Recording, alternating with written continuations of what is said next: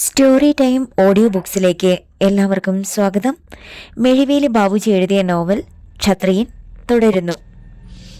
കർണനോട് യാത്ര പറഞ്ഞ് ഇറപ്പുഴ സലീമും സഹോദരങ്ങളും മടങ്ങി വീട്ടിലെത്തി. സ്ത്രീകൾ അകത്തേക്ക് പോയ ഉടനെ തമ്പാൻ തിരക്കി. വല്യേട്ടൻ ഇതെന്തു പണിയായി കാണിച്ചത്? ഒരിടം വരെ പോകാനുണ്ടെന്നും പറഞ്ഞ് ഞങ്ങളെ വിളിച്ചുകൊണ്ടുപോയത് ആ തെണ്ടിയുടെ വീട്ടിലേക്കായിരിക്കും എന്നൊട്ടും കരുതിയിരുന്നില്ല കേട്ടോ. തമ്പാന്റെ വാക്കുകളിൽ ഈർഷ്യ തിങ്ങി നിറഞ്ഞു. പിന്നെ ഏട്ടനെ നാണം കെടുത്തേണ്ടെന്ന് കരുതി അഭിനയിക്കുകയായിരുന്നു ഞങ്ങൾ ഓരോരുത്തരും, മനസ്സിലാ മനസ്സോടെ. സലീം പുഞ്ചിരിയോടെ അനുജനെ നോക്കി.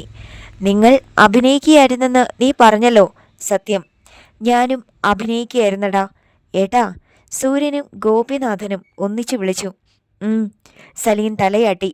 പോയി വേഷം മാറിയിട്ട് ഒരു കുപ്പിയും എടുത്തോണ്ട് ലോണിലോട്ട് വാടാ, എല്ലാം പറയാം ഞാൻ. 5 മിനിറ്റിനുള്ളിൽ തന്നെ അവരെല്ലാം ലോണിലെത്തി.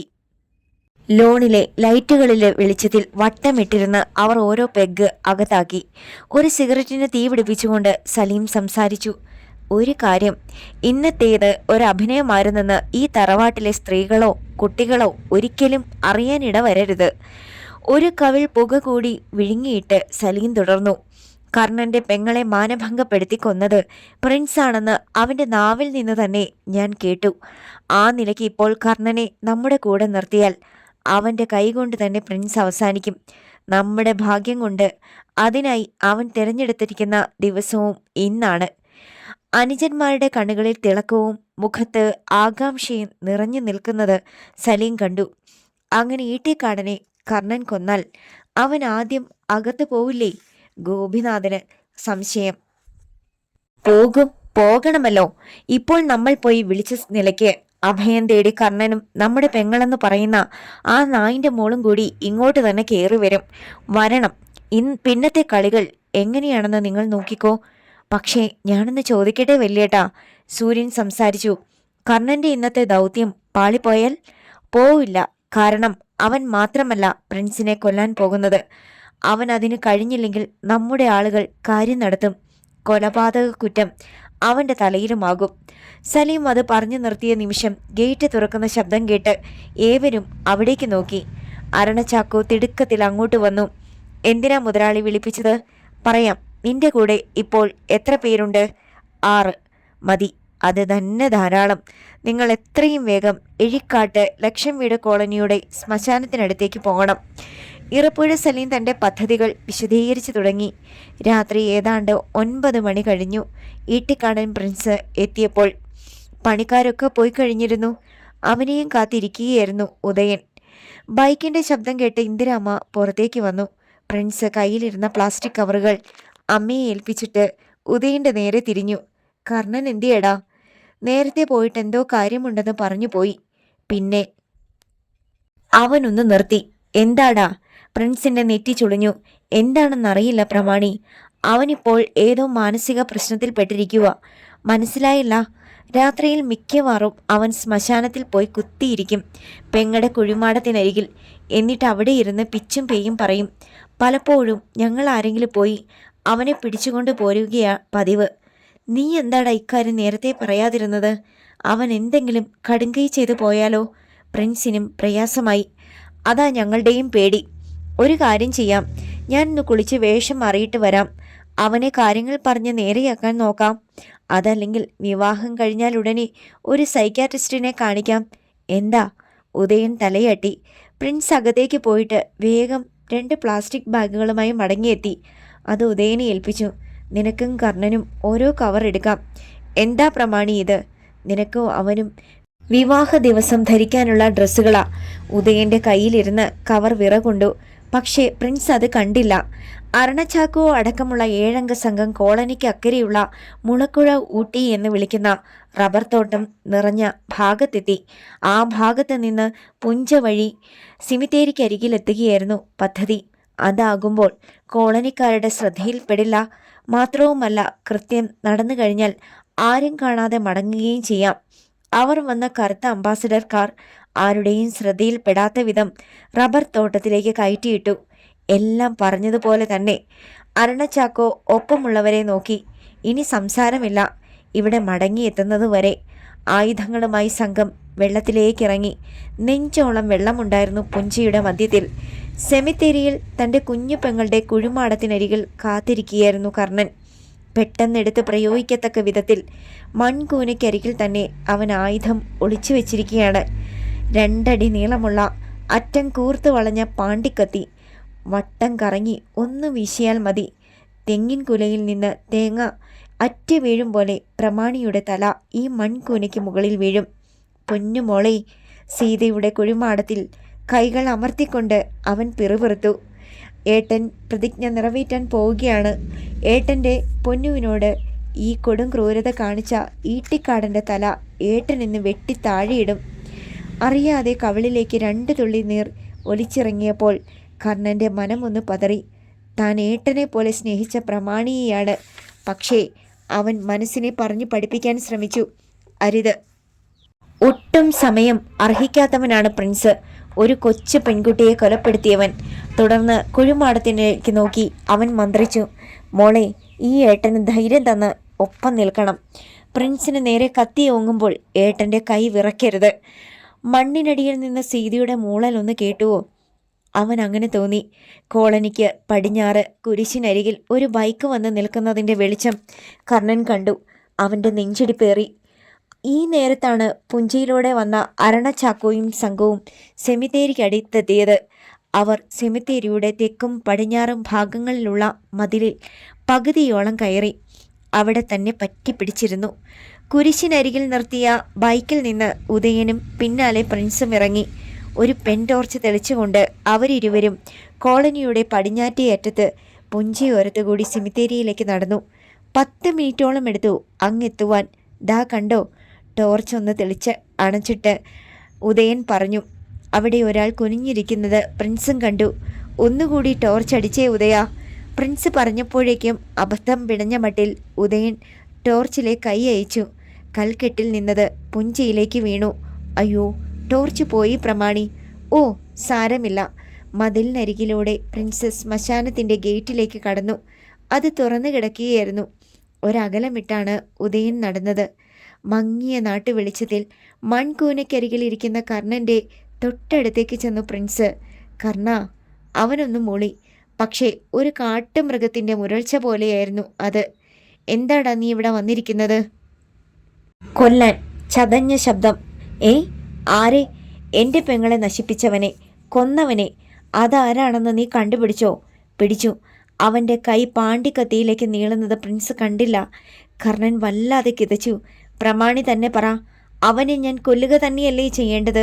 എൻ്റെ പെങ്ങളോട് ചെയ്തതിന് കണക്ക് തീർക്കണ്ടേ? വേണം. പാണ്ടിക്കത്തിയുടെ പിടിയിൽ കർണൻ്റെ പിടി മുറുകിക്കഴിഞ്ഞു. പക്ഷേ പ്രിൻസ് തുടർന്നു. അങ്ങനെ നീ അവനെ കൊലപ്പെടുത്തിയാൽ ജയിലിൽ പോകേണ്ടി വരില്ലേ? വരും, പോകും. അത് പാടില്ല കർണ. അവൻ ഇരിച്ചെവി അറിയാതെ തീർക്കണം. ആർക്കും സംശയം തോന്നരുത്. അവന് പോലും സംശയം തോന്നത്തില്ല. ഇതാ നോക്കിക്കോ. മുരണ്ടുകൊണ്ട് പാണ്ടിക്കത്തിയുമായി കർണൻ കുതിച്ചുയർന്നു. എടാ കള്ള പ്രമാണി, എൻ്റെ പെങ്ങളെ കൊന്നിട്ട് നീ ഇനി സുഖിക്കണ്ടടാ. പറയുന്നതിനിടയിൽ തന്നെ അവൻ പാണ്ടിക്കത്തി ആഞ്ഞു വീശി. പക്ഷേ ഞൊടിയിടയിൽ ഇരുട്ടിൻ്റെ കനത്ത കട്ട പോലെ ഒരു രൂപം എവിടെ നിന്നോ അവിടേക്ക് പറന്നു വീണു. അയാൾ ആ കത്തി പിടിച്ച് കൈ കുടഞ്ഞു. ഒപ്പം പ്രിൻസിൻ്റെ നെഞ്ചിൽ കൈകൊണ്ട് കുത്തി പിന്നോട്ട് തള്ളി. വിടടാ, വിടാൻ. എനിക്കവനെ കൊല്ലണം. കർണൻ പതറി. പക്ഷേ മർമ്മ അറിഞ്ഞവൻ്റെ പിടി പോലെ ആ മനുഷ്യൻ പിടിമുറുക്കി. കർണൻ്റെ കൈ തളർന്നതുപോലെ വിരലുകൾക്കിടയിൽ നിന്ന് പാണ്ടിക്കത്തി ഊർന്നു വീണു. അയാൾ കാലുയർത്തി ഒറ്റ ചവിട്ട്. കർണൻ സീതയുടെ കുഴിമാടത്തിന് മുകളിലേക്ക് തന്നെ വീണു. എടാ, ആരാടാ നീ എന്നെ തടയാൻ? അവൻ വർദ്ധിച്ച വീര്യത്തോടെ ചാടി എണീറ്റു. പൊടുന്നനെ ആഗതൻ്റെ കയ്യിൽ വെള്ളിപ്പാമ്പുകൾ പുളഞ്ഞു ചീറ്റി. അയ്യോ, ഉറുമി. കർണൻ പിന്നോട്ട് ചാടി. ഒന്നും പിടികിട്ടാതെ നിൽക്കുകയായിരുന്ന പ്രിൻസ്. തെല്ലപ്പുറത്ത് ഉള്ളു കത്തുന്ന രൂപത്തിൽ ഉദയനും.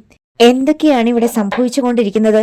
മുന്നോട്ട് നീങ്ങിയ ആഗതൻ്റെ കയ്യിൽ ഉറുമി ഒന്നുകൂടി പുളഞ്ഞു. അത് കർണൻ്റെ കഴുത്തിൽ പാമ്പ് പോലെ കുരുങ്ങി വീണു. ഞാനിതൊന്ന് വലിച്ചാൽ നിന്റെ തല ഇവിടെ കിടന്നുരുളും. അയാളുടെ മരണം പോലെ തണുത്ത ശബ്ദം. വേണ്ട.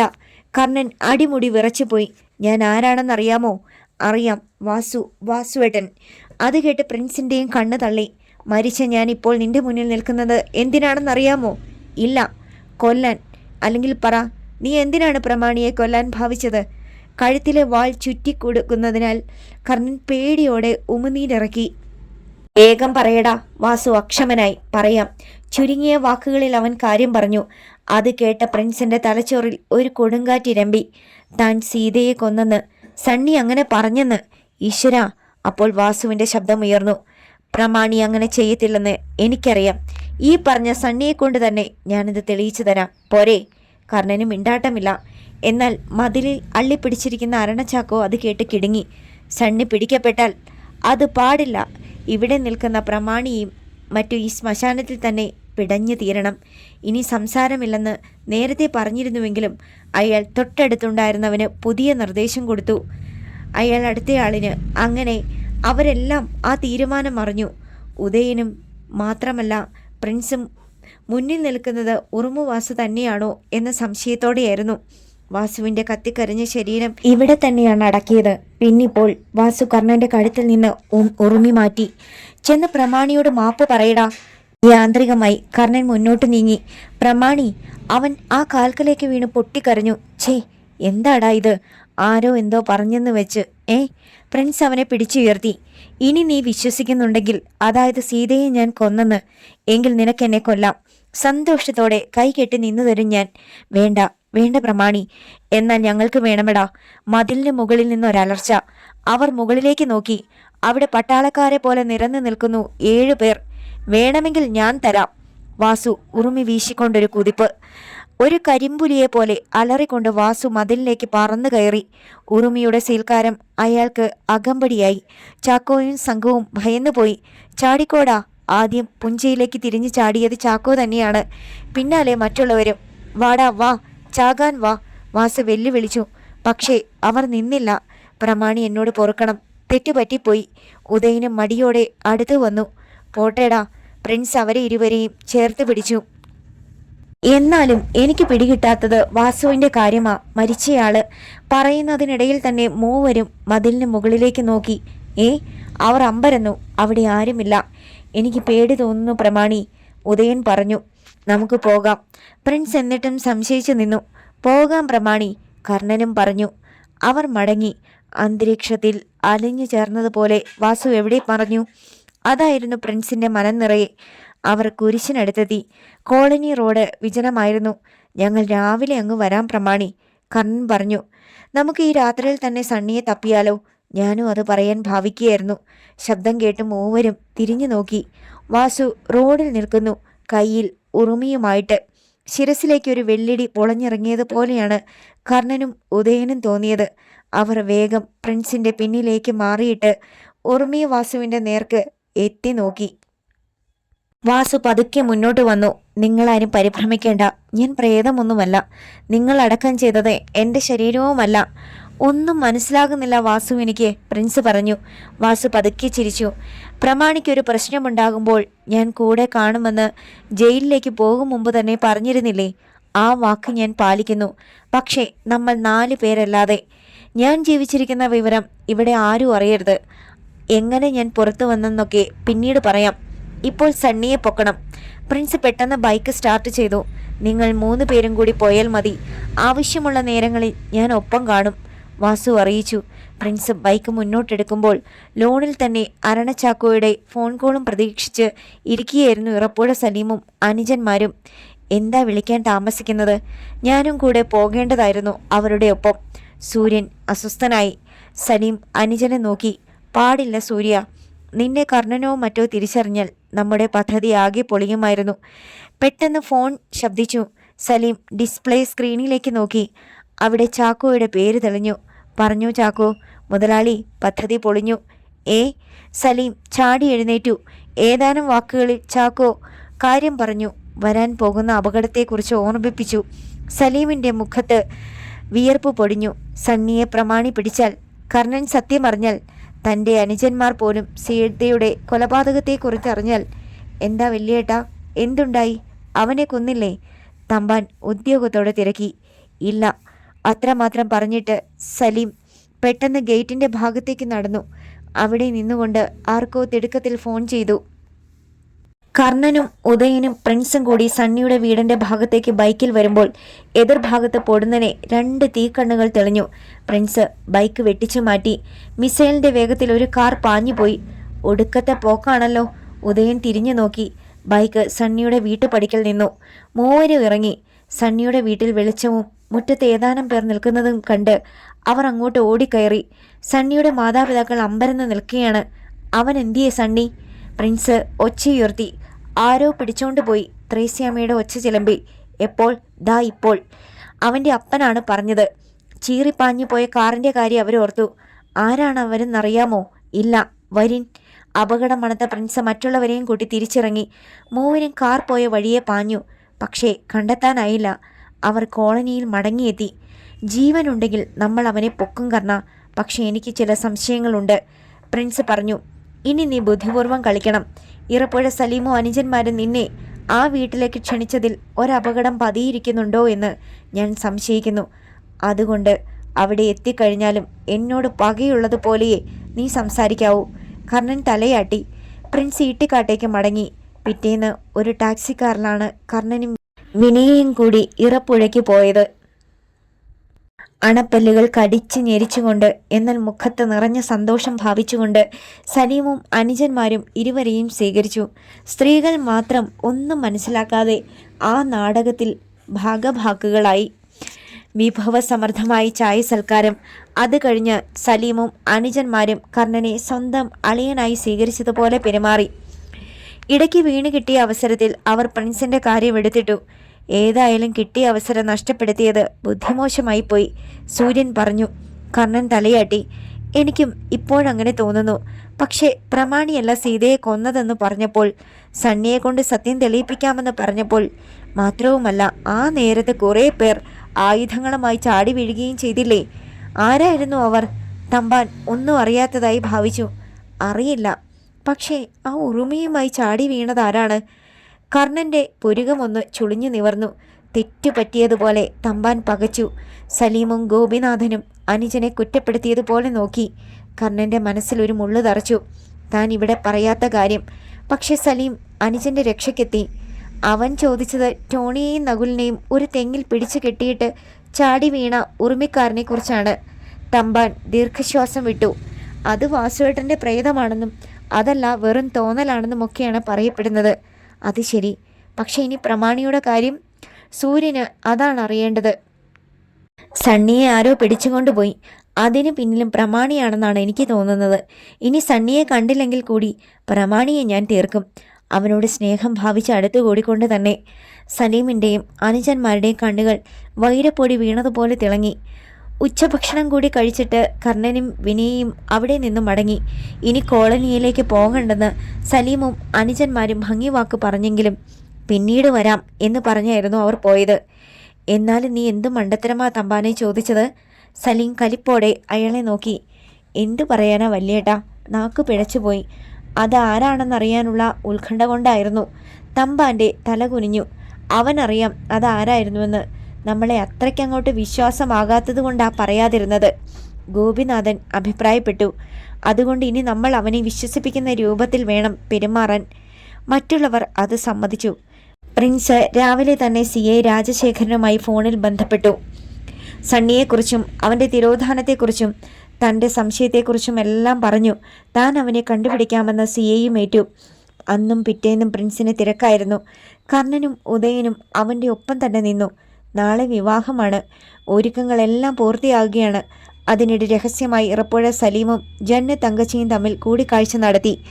നാളെ നടക്കാൻ പോകുന്ന വിവാഹത്തിൻ്റെ ചരടുവലികൾ മുഴുവൻ നടത്തിയിരിക്കുന്നത് തങ്കച്ചിയാണെന്ന് എനിക്കറിയാം, സലീം തുറന്നു പറഞ്ഞപ്പോൾ ജന്ന തങ്കച്ചി അഭിമാനത്തോടെ ചിരിച്ചു. ആ വിവാഹം നടന്നു കണ്ടാൽ മാത്രം മതി എനിക്ക്. അതോടെ പ്രിൻസിൻ്റെ പതനവും നമുക്ക് കാണാം. മനസ്സിലായില്ല? പറഞ്ഞറിയുന്നതിനേക്കാൾ നല്ലത് കണ്ടറിയുന്നതല്ലേ സലീമേ? ഞാനിപ്പോൾ ഇങ്ങനെ ഒരു കൂടിക്കാഴ്ചയ്ക്ക് ക്ഷണിച്ചത് മറ്റൊരു കാര്യം പറയാൻ കൂടിയാണ്. സലീം ഇടത് കാതിൽ പിടിച്ച് പതുക്കെ വലിച്ചു. പൊതു ശത്രുവിനെ നേരിടാൻ ഇനി നമ്മൾ ഒന്നിച്ചു നിൽക്കണം. അതിനെനിക്ക് തങ്കച്ചിയുടെ സഹായം വേണം. പറഞ്ഞോളൂ.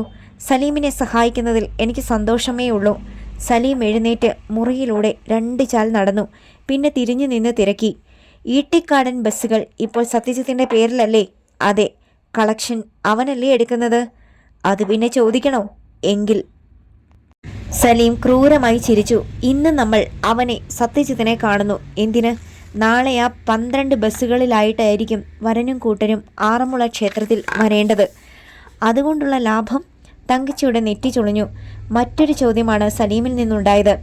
ഈ വിവാഹം നടന്നില്ലെങ്കിൽ ആ ബസ്സുകളും ഈട്ടിക്കാട് തറവാടും മറ്റും അവന് തിരിച്ചു കൊടുക്കേണ്ടി വരില്ലേ? വരും. തൊണ്ടയിലായി കഴിഞ്ഞ മധുരം തുപ്പിക്കളയാൻ പറഞ്ഞാൽ ആരെങ്കിലും അത് ചെയ്യുമോ? ഇല്ല. തങ്കച്ചിക്ക് ഒന്നും അങ്ങോട്ട് വ്യക്തമാകുന്നില്ല ഇപ്പോഴും. അതുകൊണ്ട് വിവാഹം നടക്കില്ലെന്ന് നമ്മൾ അവനോട് തീർത്തു പറയുന്നു. അപ്പോൾ എന്തിനും അവൻ സമ്മതിക്കും. ഒന്നും വെറുതെ വേണ്ട നമുക്ക്. എന്താ സലീം, കാര്യമൊന്ന് തെളിച്ചു പറ. തങ്കച്ചിക്ക് അസ്വസ്ഥതയായി തുടങ്ങി. പറയാം. നമ്മൾ ഇപ്പോൾ തന്നെ കുളനടക്കി പോകുന്നു. എന്തിന്? സത്യജിത്തിനെ കാണാൻ. ജന്ന തങ്കച്ചിക്ക് അനുസരിക്കുകയേ നിവർത്തിയുണ്ടായിരുന്നുള്ളൂ. അവർ കുളനടക്കിയ ഒരു കാറിൽ യാത്രയായി. വഴിമധ്യേ സലീം തൻ്റെ പദ്ധതി വിശദീകരിച്ചു. ജന്ന തങ്കച്ചിയുടെ മുഖം തെളിഞ്ഞു. കുളനട. വിവാഹത്തിനുള്ള ഒരുക്കങ്ങൾ നടക്കുകയായിരുന്നു സത്യജിത്തിൻ്റെ വീട്ടിലും. ജന്ന തങ്കച്ചിയെ കണ്ട് അവൻ ഓടിയിറങ്ങി വന്നു. അല്ല, ഇതാര്? തങ്കച്ചി ചിരിച്ചുകൊണ്ട് സലീമിനെ പരിചയപ്പെടുത്തി. സത്യജിത്ത് കൂടുതൽ വിനയാന്വിതനായി. ഞങ്ങൾക്ക് നിന്നോട് സംസാരിക്കാനുണ്ട്. സലീം അവൻ്റെ കരം കവർന്നു. അകത്തെ മുറിയിൽ അവർ മൂവരും ഒത്തുകൂടി. സലീം വാതിലടച്ച് കുറ്റിയിട്ടു. ഇരിക്കെ. ഒരു പതർച്ചയുണ്ടായെങ്കിലും സത്യജിത്ത് ഇരുന്നു. സലീം ഒരു ബ്ലാങ്ക് ചെക്കും റിവോൾവറും എടുത്ത് ടീപ്പോയിൽ വെച്ചു. ഇതെന്തിനാ? സത്യജിത്ത് കിടങ്ങി. തങ്കച്ചി ചിരിച്ചു. നീ പേടിക്കണ്ട ജിത്തെ. ആദ്യം സലീം പറയുന്നത് കേൾക്ക്. യാന്ത്രികമായി ജിത്ത് സലീമിന് നേരെ തിരിഞ്ഞു. ഈ തങ്കച്ചിയുടെ ബുദ്ധിയില്ലായിരുന്നെങ്കിൽ ഭീമമായ സൗഭാഗ്യങ്ങളൊന്നും നിനക്ക് കിട്ടുമായിരുന്നില്ല. പലരും കയറി ഇറങ്ങിയ പെണ്ണിനെയും കൊണ്ട് ആ ഈട്ടിക്കാടൻ തരുന്ന നക്കാപ്പിച്ചയുമായി പോരേണ്ടി വരുമായിരുന്നില്ലേ? സത്യജിത്ത് സമ്മതിച്ചു. ഇപ്പോൾ ഞാൻ വന്നത്. അയാൾ ചെക്കിലേക്കും റിവോൾവറിലേക്കും വിരൽ ചൂണ്ടി. നിനക്ക് ഈ ചെക്കിൽ എത്ര രൂപ വേണമെങ്കിലും എഴുതിയെടുക്കാം. അതിനൊരുക്കമല്ലെങ്കിൽ നിനക്ക് ഞാൻ ഈ റിവോൾവറിലെ ബുള്ളറ്റുകൾ സമ്മാനമായി തരും. മുതലാളി. സത്യജിത്ത് അടിമുടി വിറച്ചു. അതെ. സലീമിൻ്റെ മുഖം മുറുകി. ഈ നിമിഷം മുതൽ ഈട്ടിക്കാടൻ ബസ്സുകൾ എനിക്ക് സ്വന്തം. 12 ബസ്സുകളുടെ വില കണക്കുകൂട്ടി നിനക്ക് ഈ ചെക്കിൽ എഴുതിയെടുക്കാം. നാളെ രാവിലെ വിവാഹത്തിന് പോകാൻ മുഴുവൻ ബസ്സുകളും ഞാനിവിടെ എത്തിക്കും. നിനക്ക് സമ്മതമല്ലെങ്കിൽ ഈ നിമിഷം പിടഞ്ഞു തീരാം. എന്തു പറയുന്നു? സത്യജിത്ത് തങ്കച്ചിയെ ദയനീയമായി നോക്കി. നീ ആ ബസ്സുകൾ സലീമിന് കൊടുത്തേരടാ മോനെ. തങ്കച്ചിയും പ്രോത്സാഹിപ്പിച്ചു. എന്നിട്ട് നിനക്കാവശ്യമുള്ള പണം എഴുതിയെടുത്ത് 12 പകരം 13 ബസ്സുകൾ വാങ്ങിച്ചോടാ. അതിന് തുടർച്ചയെന്നവണ്ണം സലീമും പറഞ്ഞു. എനിക്കൊരു വാശിയാടാ. ഈട്ടിക്കാടൻ ബസ്സുകൾ എനിക്ക് വേണമെന്ന്. അല്പനേരം ഇരുവരുടെയും മുഖങ്ങളിലേക്ക് മാറി മാറി നോക്കിയിട്ട് സത്യജിത്ത് ആ ചെക്ക് ലീഫ് എടുത്തു. തങ്കച്ചിയും സലീമും മുഖാമുഖം നോക്കി ചിരിച്ചു. പ്രിൻസും കൂട്ടരുമാണ് ആദ്യം ആറന്മുള പാർത്ഥസാരഥി ക്ഷേത്രത്തിലെത്തിയത്. സർവാഭരണ വിഭൂഷിതയായി ശ്വേത. അവൾക്ക് കൂട്ടായി രേണുകയും ഉണ്ടായിരുന്നു. വധുവിൻ്റെ ആളുകളെ കൊണ്ട് തന്നെ ക്ഷേത്ര പരിസരം നിറഞ്ഞു. മണ്ഡപത്തിനരികിൽ തന്നെ ഉണ്ടായിരുന്നു പ്രിൻസ്. CA രാജശേഖരനും ഭാര്യയും എത്തിച്ചേർന്നിട്ടുണ്ട്. ഉദയൻ പ്രിൻസിൻ്റെ അടുത്തെത്തി. അവൻ്റെ കാതിൽ എന്തോ പറഞ്ഞു. പ്രിൻസിൻ്റെ നെറ്റി ചുളിഞ്ഞു. അവൻ ക്ഷേത്രത്തിൻ്റെ വാതിൽക്കലേക്ക് പാഞ്ഞു. താഴെ റോഡിൽ നിരന്നു കിടക്കുന്ന ബസ്സുകൾ കണ്ടപ്പോൾ ആ മുഖത്തേക്ക് രക്തം ഇരച്ചു കയറി. ബസ്സുകളുടെ പേരുകൾ മാറ്റിയിരിക്കുന്നു. ഈട്ടിക്കാടൻ എന്നതിന് പകരം ഇറപ്പുഴ ബ്രദേഴ്സ് എന്ന് ബസ്സിനരികിൽ സത്യജിത്തും മറ്റും നിൽക്കുന്നത് കണ്ട് അവൻ മുന്നോട്ടാഞ്ഞു. പക്ഷെ പിന്നിൽ നിന്ന് ഉദയൻ പിടിച്ചു. അമ്പലമാണിത്. ഒരു നല്ല ചടങ്ങ് നടക്കാനും പോകുന്നു. ഇപ്പോഴൊന്നും വേണ്ട പ്രമാണി. അവന് നടങ്ങി. വരനെ സ്വീകരിച്ചു കൊണ്ടുവന്ന് ഉള്ളിൽ അലറിക്കൊണ്ടിരിക്കുന്ന മൃഗത്തെ അടക്കാൻ പ്രിൻസ് ഒത്തിരി പാടുപെട്ടു. വിവാഹം കഴിഞ്ഞു. സദ്യ കഴിഞ്ഞു. ക്ഷണിക്കപ്പെട്ടെത്തിയവർ മടങ്ങി തുടങ്ങി. CA രാജശേഖരൻ ബസ്സുകളുടെ പേര് മാറ്റിയ വിവരം അറിഞ്ഞിട്ട് പ്രിൻസിനോട് പറഞ്ഞു. ഒരു ചതി പോലെ തോന്നുന്നല്ലോ പ്രിൻസേ. ഏതായാലും ഇന്നത്തെ ദിവസം ഒന്ന് കഴിഞ്ഞോട്ടെ. അവനൊന്ന് മൂളി. വരനും വധുവും യാത്രയാവേണ്ട നേരമായി. അവർക്കൊപ്പം പ്രിൻസും ഇന്ദിരാമയും രാജശേഖരനും മറ്റു അടങ്ങുന്ന സംഘം പടിക്കെട്ടുകൾ ഇറങ്ങി താഴെയെത്തി. അവർക്ക് യാത്ര ചെയ്യാനായി അലങ്കരിക്കപ്പെട്ട സിയറ മുന്നിൽ വന്ന് ബ്രേക്കിട്ടു. മുന്നിലെ ഗ്ലാസ് താഴേക്ക് നീങ്ങി. അതിലിരിക്കുന്ന വ്യക്തികളെ കണ്ടപ്പോൾ പ്രിൻസിന്റെ കണ്ണ് തള്ളി. ഇറപ്പുഴ സലീമും ജന്ന തങ്കച്ചിയും. പ്രിൻസിനെ തീർത്തും അവഗണിച്ച് ഇറപ്പുഴ സലീം ഡ്രൈവിംഗ് സീറ്റിൽ നിന്നിറങ്ങിയിട്ട് പിന്നിലെ ഡോർ തുറന്നു പിടിച്ചു. കയറിക്കോ ജിത്തേ. സത്യജിത്ത് സിയറയ്ക്കുള്ളിലേക്ക് കയറി. പക്ഷേ ശ്വേത മടിച്ചു നിന്നു. ഇങ്ങോട്ട് കയറ്, ജിത്ത് പറഞ്ഞു. ശ്വേത പ്രിൻസിനെ നോക്കി. അങ്ങനെ ഇപ്പോൾ കയറുന്നില്ല. അതുവരെ പിടിച്ചു നിർത്തിയ രോഷം പ്രിൻസിൽ നിന്ന് വാക്കുകളായി പുറത്തു ചാടി. പെണ്ണും ചെറുക്കനും ഈ വണ്ടിയിൽ പോകുന്നില്ല. അത് തീരുമാനിക്കുന്നത് നീയല്ലടാ കൊച്ചനെ. പാമ്പു ചീറ്റും പോലെ ജെന്നു തങ്കച്ചി പറഞ്ഞു. ചെക്കനാ, അവൻ പറയട്ടെ. പ്രിൻസ് സത്യജിത്തിന്റെ നേരെ തിരിഞ്ഞു. പറ ജിത്തെ, നീ ആരെയും പേടിച്ച് മിണ്ടാതിരിക്കുകയൊന്നും വേണ്ട. നിന്നെ ആരും ഒന്നും ചെയ്യാൻ പോകുന്നില്ല. ഇവരുടെ വണ്ടിയിൽ പോകുന്നില്ലെന്ന് പറ. നോക്കളിയ, ഞാൻ കെട്ടിയ പെണ്ണിനെ ഏത് വണ്ടിയിൽ കൊണ്ടുപോകണമെന്ന് തീരുമാനിക്കുന്നത് ഞാനാ, അല്ലാതെ പെണ്ണിൻ്റെ ആങ്ങളെയല്ല. മുഖമടച്ച് ഒരടിയേറ്റതുപോലെ വിളറിപ്പോയി പ്രിൻസ്. രോഷം കടിച്ചമർത്തി CI രാജശേഖരൻ അവൻ്റെ കയ്യിൽ പിടിച്ച് കരുതലോടെ നിന്നു. അല്ലെങ്കിൽ വിവാഹ ദിവസമാണെന്നോ ക്ഷേത്രമുറ്റമാണെന്നോ ഒന്നും പ്രിൻസ് നോക്കിയെന്ന് വരില്ല. സത്യജിത്ത് തുടർന്നു. വിവാഹം കഴിഞ്ഞാൽ പെണ്ണിന് ആങ്ങളയേക്കാൾ വലുത് ഭർത്താവാണെന്നാണ് എൻ്റെ വിശ്വാസം. ശ്വേതയ്ക്കും അങ്ങനെ തന്നെ തോന്നുന്നുണ്ടെങ്കിൽ ഈ വണ്ടിയിൽ തന്നെ അവൾ വരും എൻ്റെ കൂടെ. എല്ലാം നോക്കി ആസ്വദിച്ച് നിൽക്കുകയായിരുന്ന സലീമിനെ നോക്കി ഒന്ന് കണ്ണിറക്കി കാണിച്ചിട്ട് ജിത്ത് സീറയിൽ കയറി. ശ്വേത പ്രിൻസിനെ നോക്കി. അവൻ മുഖം വെട്ടിച്ചു. കുട്ടി കയറിക്കോളൂ. പറഞ്ഞത് CI ആണ്. അവൾ കയറി. സീറ മുന്നോട്ട് കുതിച്ചു. പ്രിൻസ് പക്ഷെ പതറിയില്ല. ആളുകൾക്കിടയിൽ അവൻ ആരെയോ തിരഞ്ഞു. 2 കണ്ണുകളുമായി അത് കൂട്ടിമുട്ടി. പ്രിൻസ് ഒന്ന് തലയാട്ടി. വരനും വധുവും സഞ്ചരിച്ച വണ്ടി നാൽക്കാലിക്കൽ പാലത്തിനടുത്തെത്താറായി. പ്രമാണിയുടെ നിൽപ്പൊന്ന് കാണണമായിരുന്നു. അണ്ടിപോയ അണ്ണാനെ പോലെ. തങ്കച്ചി തലയറഞ്ഞ് ചിരിച്ചു. സലീമും സത്യജിത്തും അതിൽ പങ്കുചേർന്നു. നിറമിഴികളോടെ ശ്വേത തലകുനിച്ചിരുന്നു. ഇതൊരു തുടക്കം മാത്രമേ ആയുള്ളൂ ശ്വേത. നിന്റെ ഏട്ടൻ ഇനി എന്തൊക്കെ കാണാനിരിക്കുന്നു. ജിത്ത് പറഞ്ഞു. പെട്ടെന്ന് ഹോൺ മുഴക്കിക്കൊണ്ട് ഒരു ജീപ്പ് സീറയ്ക്ക് മുന്നിൽ കടന്നു.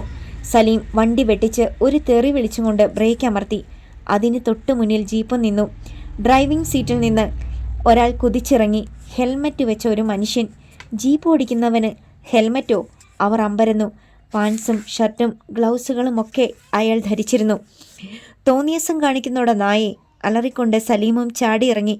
പെട്ടെന്ന് ജീപ്പിൽ നിന്നും ഇറങ്ങിയവൻ്റെ കയ്യിൽ ഒരു ഉറുമി പൊളിഞ്ഞു. 3 തലയുള്ള ഉറുമി. വെയിലേറ്റ് അത് വെട്ടിത്തിളങ്ങി. സലീം ഞെട്ടി പിന്നോട്ട് മാറി. ഹെൽമറ്റിനുള്ളിൽ നിന്ന് അയാളുടെ ചിരി കേട്ടു. ഈട്ടിക്കാടൻ പ്രിൻസിൻ്റെ പെങ്ങൾ ഏത് വണ്ടിയിൽ പോകണമെന്ന് തീരുമാനിക്കുന്നത് കുന്നിന്മേലെ കൊടിച്ചിപ്പട്ടിയും ഇറപ്പുഴ കുന്തൻപട്ടിയുമല്ല. ഈ യാത്ര ഇവിടെ തീർന്നു. ഇനിയുള്ളത് എൻ്റെ ജീപ്പിൽ. കയറ് വേഗം. സലീമും ജെന്നു തങ്കച്ചിയും മാത്രമല്ല, ജിത്തും വിളറിപ്പോയി. ആരവത്തോടെ മറ്റൊരു ജീപ്പും പാഞ്ഞെത്തി. നോക്കടാ നോക്ക്. ഇത്തവണ അലറിയത് ഇറപ്പുഴ സലീമാണ്. ആ ജീപ്പ് ഇറപ്പുഴ സലീമിൻ്റെ സീറയ്ക്ക് പിന്നിൽ വന്ന് നിന്നു. അതിൽ നിന്ന് അരണച്ചാക്കോയും ഗുണ്ടാസംഘവും റോഡിലേക്ക് ചാടിയിറങ്ങി. കൊച്ചനെ, തലച്ചോറിന് പകരം പിണ്ണാക്ക് നിറച്ചിനുണ്ടാക്കി വെച്ചവനെ, നീ എന്താടാ ഈ സലീമിനെക്കുറിച്ച് കരുതിയത്? ഈട്ടിക്കാട്ടെ പൊണ്ണനെ പോലെ വെറും കിഴങ്ങനാണെന്നോ? മുന്നിലും പിന്നിലും കണ്ണുള്ളവനാടാ ഞാൻ, അറിയാമോ? അലറി ചിരിച്ചുകൊണ്ട് സലീം തുടർന്നു. ഈ ഈട്ടിക്കാടൻ പട്ടിയോട് കൂറുള്ളവന്മാർ ആരെങ്കിലും ഇങ്ങനത്തെ തരവഴി കാണിക്കാൻ വരുമെന്ന് എനിക്കും അറിയാമായിരുന്നടാ. അതുകൊണ്ടാണ് എൻ്റെ പിള്ളേരെ ഞാൻ പിന്നാലെ വിട്ടത്. അപ്പോഴേക്കും ഹെൽമെറ്റ് ധാരിക്ക് ചുറ്റും കരുതലോടെ ഗുണ്ടാപ്പട നിലയുറപ്പിച്ചു കഴിഞ്ഞു. നീ ആരെന്ന് ഞാൻ ചോദിക്കുന്നില്ല. നിന്റെ തല വെട്ടിയിട്ട ശേഷം ഹെൽമെറ്റ് ഊരി മാറ്റിയിട്ട് ഞാൻ കണ്ടോളാം നിന്റെ മുഖം. ഹെൽമെറ്റ് ധാരി ചുറ്റും ഒന്ന് നോക്കി. ഇത്രയൊക്കെ ആയപ്പോഴേക്കും ജിന്നു തങ്കച്ചിയും ധൈര്യപൂർവ്വം ഇറങ്ങി വന്നു. എന്തിനാ സലീമെ വെച്ച് താമസിപ്പിക്കുന്നത്? അങ്ങ് തീർത്തേരിവനെ. ഹെൽമെറ്റ് ധരിച്ചവൻ ഉറുമിപ്പിടിയിൽ മുറുക്കെ പിടിച്ചു. സലീം അരണച്ചാക്കോയ്ക്ക് അടയാളം കാട്ടി. അടിക്കടാ. ചാക്കോ അലറി. ആ നിമിഷം പൊട്ടിമുളച്ചതുപോലെ അവരുടെ കൈകളിൽ ആയുധം നീണ്ടുവന്നു. ശ്വേത ആ രംഗം കാണാനുള്ള കരുത്തില്ലാതെ കണ്ണടച്ചു കളഞ്ഞു. എന്നാൽ സത്യജിത്ത് നേരിയ മന്ദഹാസത്തോടെ ഇരുന്നു. പെട്ടെന്ന് അത് സംഭവിച്ചു. ഗുണ്ടകൾ ആയുധം വീശി. കൺ ചിമ്മുന്ന നേരത്തിനുള്ളിൽ ഹെൽമെറ്റ് ധാരി മേലേക്ക് ചാടി. കയ്യിൽ ഉറുമി പുളഞ്ഞു. ആയുധങ്ങൾ കൂട്ടിമുട്ടി തീപ്പൊരി ചിതറി. ഗുണ്ടകൾ നടുങ്ങി പിന്നോട്ടകന്നു. ഹെൽമെറ്റ് ധാരി തറയിൽ കാൽ കുത്തും മുമ്പ് സലീമിൻ്റെ കഴുത്തിൽ ഉറുമി കൊണ്ടൊരു കുരുക്കു വീണു. തങ്കച്ചി നിലവിളിച്ചു പോയി. സലീമിന് അതിനു പോലും കഴിഞ്ഞില്ല. അയാൾ ഇത്തരമൊരു നീക്കം സ്വപ്നത്തിൽ പോലും കരുതിയിരുന്നതല്ല. ഹെൽമെറ്റിനുള്ളിൽ അയാളുടെ പല്ലുകൾ ഞെരിഞ്ഞമരുന്ന ശബ്ദം ഏവരും കേട്ടു. അതിനു പിന്നാലെ രോഷം കൊണ്ട ശബ്ദം പുറത്തു വന്നു. പിറന്നു വീണ മണ്ണിൽ നിന്ന് മടങ്ങിപ്പോകാൻ തിടുക്കമുള്ളവർ ആരുണ്ട്? അവർക്ക് മുന്നോട്ട് വരാം. എന്നാലും ആദ്യം വീഴുന്നത് നിന്റെയൊക്കെ മുതലാളിയായ ഈ നാറിയുടെ തല തന്നെയായിരിക്കും. എന്തു പറയുന്നു? ഇറപ്പുഴക്കാരൻ നായിൻ്റെ മോനെ, ഒന്നാഞ്ഞു പിടിക്കട്ടെ ഞാൻ. നിന്റെ കഴുത്തിനും തലയ്ക്കുമിടയിൽ നിന്ന് 3 കഷ്ണം മുറിഞ്ഞു വീഴുന്നത് കാണണോ? ഉമിനീരിറക്കാൻ പോലും സലീം ഭയന്നു. അരണച്ചാക്കോയും ഗുണ്ടകളും എന്തു ചെയ്യണമെന്നറിയാതെ പകച്ചു നിന്നു. തങ്കച്ചി മാത്രം പറഞ്ഞു, എടോ ഉറുമിക്കാരാ, പണ്ടു ആ പ്രിൻസിന്റെ കൂടെ ഇങ്ങനെ ഒരു ഉറുമിയും പൊക്കിപ്പിടിച്ച് ഒരുത്തൻ നടന്നതായി കേട്ടിട്ടുണ്ട്. അവന്റെ ജന്മം പാഴായിപ്പോയി. ഈയിടെ കത്തിക്കരിഞ്ഞു കുഴിച്ചു മൂടുകയും ചെയ്തു. നിനക്കും ആ ഗതികേട് വേണോ? വേണമടി മുതുക്കിച്ചൂലേ. മറ്റെല്ലാം മറന്ന് ഹെൽമറ്റ് ധാരി അത് വലിച്ചൂരി താഴെ പാടത്തേക്ക് വലിച്ചെറിഞ്ഞു. ഏവരുടെയും കണ്ണ് തള്ളി. ഉറുമി വാസു, ചത്ത് കുഴിച്ചിട്ട വാസു. വാസു തങ്കച്ചിയോട് ചിതറി. കണ്ണ് നല്ലോണം തുറന്ന് നോക്കടി. വാസുവിൻ്റെ ഒരു രോമത്തിനെങ്കിലും കേടുണ്ടോന്ന്. അങ്ങനെയൊന്നും ചാകത്തില്ല. ഉടുമ്പിൻ്റെ ഊര എനിക്ക്. അയാൾ സലീമിനോട് തിരക്കി. ഞാനിവരെ കൊണ്ടുപോകുന്നതിൽ മുതലാളിക്ക് എതിർപ്പൊന്നുമില്ലെന്നോ? ഇല്ലെന്ന് സലീം കണ്ണടച്ച് കാണിച്ചു. എങ്കിൽ ആ മൊബൈൽ ഫോണിങ് താ. അനുസരിക്കാതെ നിവർത്തിയില്ലായിരുന്നു സലീമിന്. അത് വാങ്ങി വാസു കീശയിലിട്ടു. ഇനി ഗുണ്ടാ ചേട്ടന്മാരുടെ കയ്യിലുള്ളത് കൂടി താ. ആദ്യം ചാക്കോയും പിന്നെ 2 പേരും കൂടി ഫോൺ കൊടുത്തു. കൊള്ളാം, ഇനി ശ്വേതക്കുഞ്ഞും ഭർത്താവും ഈ ജീപ്പിലോട്ട് കയറിയാട്ടെ. സത്യജിത്തും അടിച്ചു. പറയട സലീമേ. വാസു ഉറുമി ഒന്നനക്കി. സലീം കൈകൊണ്ട് ആംഗ്യം കാണിച്ചു. ഇരുവരും ജീപ്പിൽ കയറി. ഇനി ഗുണ്ടാച്ചേട്ടന്മാർ നിങ്ങൾ വന്ന ജീപ്പിൻ്റെയും ഈ സീറയുടെയും ഒക്കെ ടയറുകളിലെയും കാറ്റ് കുത്തിക്കടഞ്ഞി. സലീമിൻ്റെ നിസ്സഹായാവസ്ഥ അറിഞ്ഞ അവർ അതും ചെയ്തു. എങ്കിൽ പിന്നോട്ട് മാറി റോഡിൽ നിരന്ന് നിൽക്ക്. ജനത്തള്ളേ, നിങ്ങളോടും കൂടിയാ പറയുന്നേ. വാസുവണ്ണൻ ഒന്ന് കാണട്ടെ. മടിച്ചാണെങ്കിലും തങ്കച്ചി ഉൾപ്പെടെ എല്ലാവരും നിരന്ന് നിന്നു. കൊള്ളാം, വെട്ടിയരിഞ്ഞ് ആഫ്രിക്കൻ മുഷിക്ക് കൊടുത്താൽ 6 മാസം കൊണ്ട് അവ 100 കിലോയാവും. വാസു തൻ്റെ താടിയിൽ തടവി. മണല് കള്ളൻ മുതലാളിക്ക് ഒരു ചെറിയ പണി കൂടിയുണ്ട്. എൻ്റെ കൂടെ ഈ ജീപ്പിനെ ഒന്ന് വലം വെക്കണം. വാസു നടന്നു. കഴുത്ത് മുറിയാതിരിക്കാൻ സലീമും ഒപ്പം ചെന്നു. അറവുമാടിനെ പോലെ. അവരിൽ നിന്ന് കിട്ടിയ സെൽഫോണുകൾ ഓരോന്ന് വീതം അയാൾ ടയറുകളുടെ അടിയിൽ വെച്ചു. നമ്മൾ ആദ്യമായിട്ടൊരു വണ്ടി എടുക്കുമ്പോൾ ഇതുപോലെ നാരങ്ങ വെക്കാറില്ലേ? ഇവിടെ എന്തേലും ഒരു പുതുമ വേണ്ടേ മുതലാളി? ചോദിച്ചുകൊണ്ട് ഉറുമി മാറ്റാതെ തന്നെ വാസു ജീപ്പിൽ കയറിയിരുന്നു. അത് സ്റ്റാർട്ട് ചെയ്തു. ഇടം കൈകൊണ്ട് ഗിയർ ചേഞ്ച് ചെയ്തിട്ട് സ്റ്റിയറിംഗ് വീലിൽ പിടിച്ചു. അടുത്ത നിമിഷം ഉറുമി പിൻവലിക്കുകയും മുന്നോട്ട് ജീപ്പ് ഒരു പായിക്കലും സെൽഫോണുകൾ ചിതറിത്തെറിച്ചു. സലീം ഇളിഭ്യനായി നിൽക്കുമ്പോൾ ജീപ്പ് കണ്ണിൽ നിന്നും മറഞ്ഞു. ഗുണ്ടകൾ ഓടി അടുത്തെത്തി. എന്ത് വേണം മുതലാളി? അരണച്ചാക്കോയുടെ കവളടക്ക ഒരടിയായിരുന്നു സലീമിൻ്റെ മറുപടി. അന്ന് പിന്നീട് എഴിക്കാട്ട് കോളനിയിലുള്ളവർക്ക് ചർച്ച ചെയ്യാൻ ഒരേ ഒരു കാര്യം മാത്രമേ ഉണ്ടായിരുന്നുള്ളൂ. ഉറുമി വാസു. എങ്ങനായിരുന്നു ഗോപിയെ? നീ ഒന്നുകൂടെ പറഞ്ഞേ. കേട്ടിട്ടും മൈക്ക് ഭാസ്കറിന് തൃപ്തിയാവുന്നില്ല. എൻ്റെ ആശാനേ, സലീം മുതലാളിയുടെ അടുത്ത് നിന്ന് ശ്വേതക്കുഞ്ഞുമായി പാഞ്ഞു പോയില്ലേ വാസു? ഒരു ബൂത്തിൽ കയറി സലീം മുതലാളി പോലീസിൽ വിളിച്ചു. വിവരം പറഞ്ഞു. അവർ ചെന്നപ്പം ദേണ്ടേ ശ്വേതക്കുഞ്ഞും ഭർത്താവും മാത്രം ജീപ്പിൽ. സത്യജിത്താ ജീപ്പ് ഓടിക്കുന്നത്. കിടങ്ങന്നൂർ അക്കൗണ്ടന്റിൻ്റെ അടുത്ത് വാസു ഇറങ്ങിപ്പോലും. ഏതായാലും ഇറപ്പുഴക്കാരുടെ വണ്ടിയിൽ പെണ്ണിനെയും ചെറുക്കനെയും വിട്ടില്ല വാസു. അത് കണക്കായിപ്പോയി. എന്നാലും ചത്തവൻ എങ്ങനെയാടാ ജീവിച്ചത്? ഭാസ്കറിന് സംശയം. ആർക്കറിയാം? അടുത്ത ഭാഗം നാളെ.